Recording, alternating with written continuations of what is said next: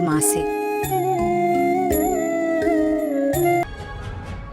मैं भी नहीं टूटूंगी। इस कंपटीशन को भूल जाइए, जीत तुम्हारी किस्मत में नहीं थी। अरे कल तो कंपटीशन है, सेकंड राउंड है, मुझे ना अनुपमा एपिसोड में यहाँ दिखाया जाता है कि अनु एक कोने में बैठकर अपने आप से बातें करती है क्योंकि उसके हाथ में चोट लग जाती है और बोलती है कि मुझे इस कंपटीशन में जीतना है, मैं इस तरह हार नहीं मान सकती।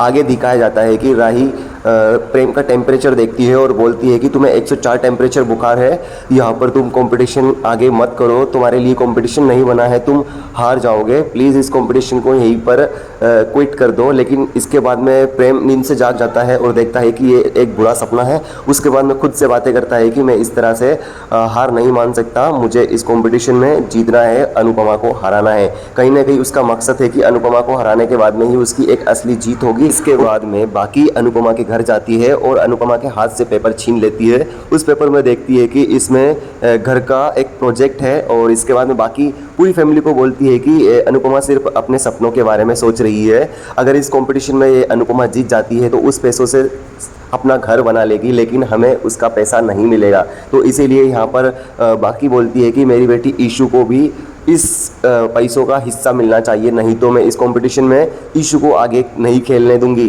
क्योंकि ईशू उसकी बेटी होती है। यहाँ पर ईशू कहती है कि माँ प्लीज़ आप शांत रहिए, अनुपमा के हाथ में चोट लगी है और आप ऐसे बातें मत करो।